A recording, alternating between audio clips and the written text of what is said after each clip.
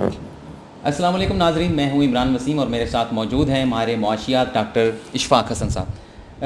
ناظرین، آج کے اس پروگرام میں ہمیں خصوصی طور پر جو ہے وہ ہمیں وقت دیا گیا ہے ڈاکٹر صاحب کی جانب سے۔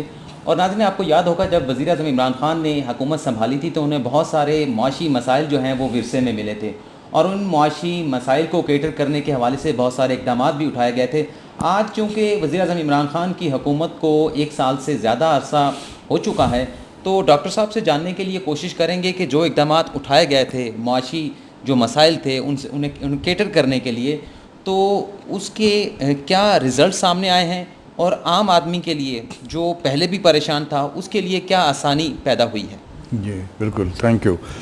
ایک تو یہ ہے کہ اس میں کوئی دو اوپینین تو ہے نہیں کہ عمران خان صاحب کی جو حکومت جب آئی تو ان کے حوالے جو معیشت کیا گیا وہ لوگوں کے جو اس وقت ایکسپیکٹیشن سے اس سے کہیں زیادہ خراب حالت میں ملی تھی۔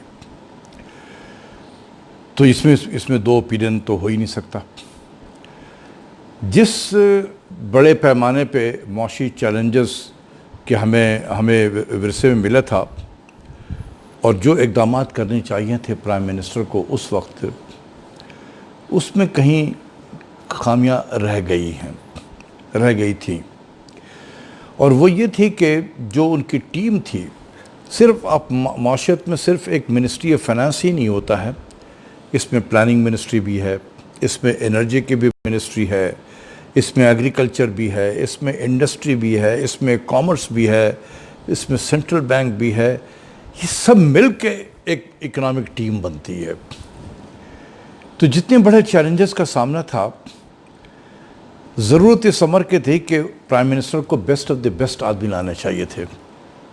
ان کے بڑے گمبھیر چیلنجز تھے، لیکن ہوا بالکل اس کا الٹ۔ جو ٹیم وزیر اعظم نے تشکیل دی وزارت میں اپنے وہاں، وہ کافی، ایک تو اس میں بہت سارے نئے لوگ تھے جنہوں نے کبھی سرکار میں نوکری کی نہیں ہے، اور میں یہ کہتا ہوں کہ انہیں جو دفتر میں جہاں بیٹھتے ہیں نا، تو جو فائلیں آتی ہیں، دستخط جب آپ کر دیتے ہیں تو اس فائل کو باندھتے کیسے ہیں وہ بھی شاید ان کو نہیں پتہ تھا، کیونکہ کبھی دفتر میں کام نہیں کیا تھا۔ تو ایسے لوگوں کو ہم لے کر آئے جو بالکل انہیں پتہ ہی نہیں تھا سسٹم کا، اور پھر جو دوسرے لوگ تھے وہ پریپیئرڈ نہیں تھے، کہ ان کو کہا گیا کہ اب آپ آ جائیں۔ وہ آ گئے، اب کیا کرنا ہے، کبھی انہوں نے چیزوں کو مانیٹر نہیں کیا کہ ہو کیا رہا ہے ملک میں۔ تو جب چیزیں آئے تو انہیں سمجھ نہیں آ رہا تھا کہ کریں کیا، سوائے ایک آدمی کے، اور وہ تھے اسد عمر، جن کو وزیر اعظم صاحب نے بہت پہلے ہی بتا دیا تھا کہ جب بھی پی ٹی آئی کی حکومت آئے گی اسد عمر صاحب وزیر خزانہ بنیں گے۔ تو انہیں تو بالکل پتہ تھا کہ جب بھی پی ٹی آئی کی حکومت آئے گی میں بنوں گا وزیر خزانہ۔ اور آپ دیکھیں کہ تقریباً الیکشن سے 4-5 مہینے پہلے یہ سب پتہ چل رہا تھا لوگوں کو کہ اس وقت جو ہے پی ٹی آئی لیڈ گورنمنٹ ہی بنے گی، یا پی ٹی آئی گورنمنٹ بنے گی یا پی ٹی آئی لیڈ گورنمنٹ بنے گی۔ تو اس وقت اسد عمر صاحب کو تیاری کرنی چاہیے تھی۔ اس وقت جو لوگ لکھ رہے تھے، ٹی وی پہ آ کے بتا رہے تھے کہ معیشت کتنی خراب ہو رہی ہے، وہ بتاتے تھے کہ کیا کرنا چاہیے اس کو ٹھیک کرنے کے لیے۔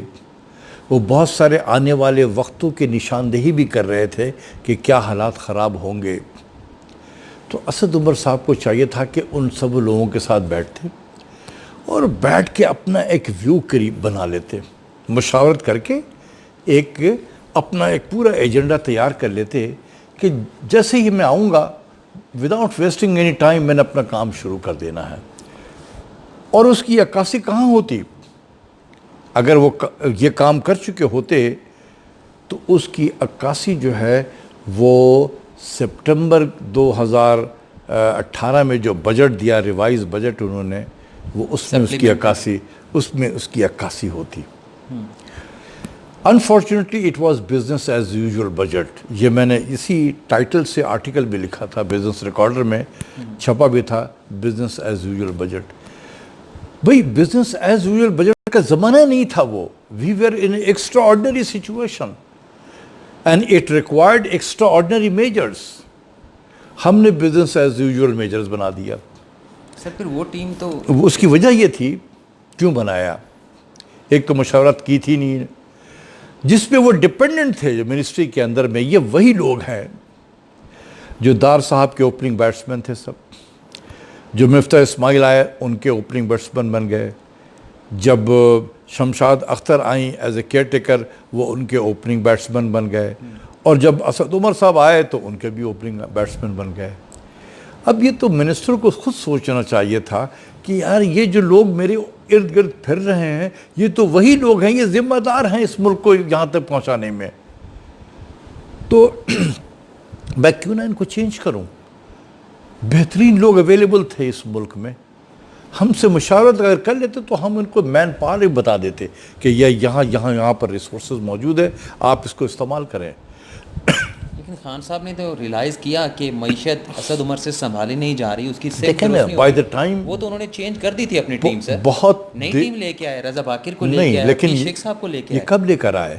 یہ اپریل مئی میں لے کر آئے, جب پلوں کے نیچے سے پانی بہت بہہ گیا تھا. پھر آپ لے کر آئے. ہم نے آئی ایم ایف کے ساتھ مذاکرات شروع کر دی. ٹھیک ہے نا, مذاکرات کسی ایک پلے بیٹھے نہیں رہا تھا, کیونکہ اس مرتبہ آئی ایم ایف جو تھا وہ بالکل ایک ڈیفرنٹ آئی ایم ایف بن کر آیا تھا. جو پچھلے دو آئی ایم ایف تھے, زرائے صاحب کے زمانے میں اور خاص کر دار صاحب کے زمانے میں, اس کو میں کہوں گا it was a benign I M F. یہ وہ آئی ایم ایف تھا جس نے اپنے آنکھ اور کان کو بند کیا ہوا تھا, اور جو دار صاحب نمبر دے دیا کرتے تھے وہ آمنا صدقنا اس کو ایکسیپٹ کر لیتے, کیونکہ ان کو حکم تھا ان کے میجر شیئر ہولڈر کی طرف سے کہ اپنے آنکھ اور کان کو بند رکھو. امریکہ میجر شیئر ہولڈر تو وہی ہے نا. ابھی آپ دیکھیں کہ ارجنٹینا کا میں بھی ایسے ہی حالات ہوئے ہیں. آئی ایم ایف کے پروگرام میں تھا, بڑی تباہی مچی ہے ان کی بھی.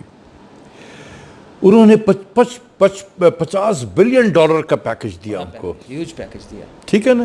اس کو فردر بڑھا کے $57 بلین کر دیا.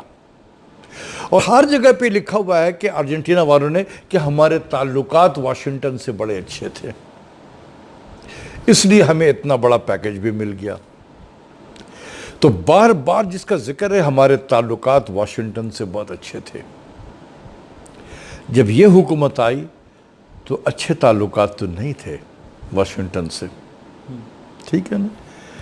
اگر اچھے تعلقات ہوتے تو سیکرٹری آف اسٹیٹ جو ہیں امریکہ کے مائک پومپیو, وہ یہ ہرگز نہ کہتے, make no mistake, we will not allow I M F to lend money to Pakistan to repay Chinese date.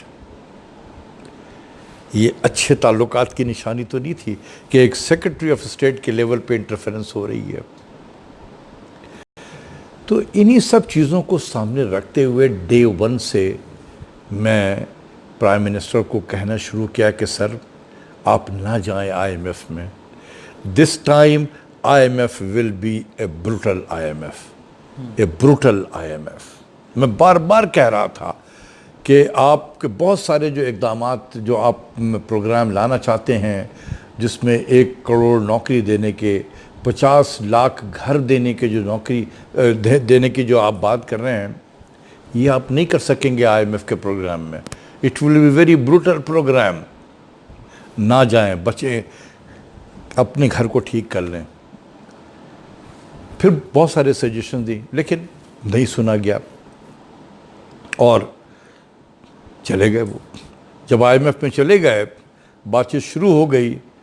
اب وہ انہوں نے اتنے جب شرائط رکھے جو میں نے پہلے دن سے کہا تھا کہ بڑا بروٹل ہوگا, وہ جب ریویل کیا اپنے بروٹل کنڈیشنز, تو اسد عمر صاحب کے ہاتھ پیر سوج گئے کہ یہ بڑھاؤ 150 پہ ایکسچینج ریٹ کو لاؤ, فلاں لاؤ, گیس کی قیمتیں بڑھاؤ, بجلی کی قیمتیں بڑھاؤ.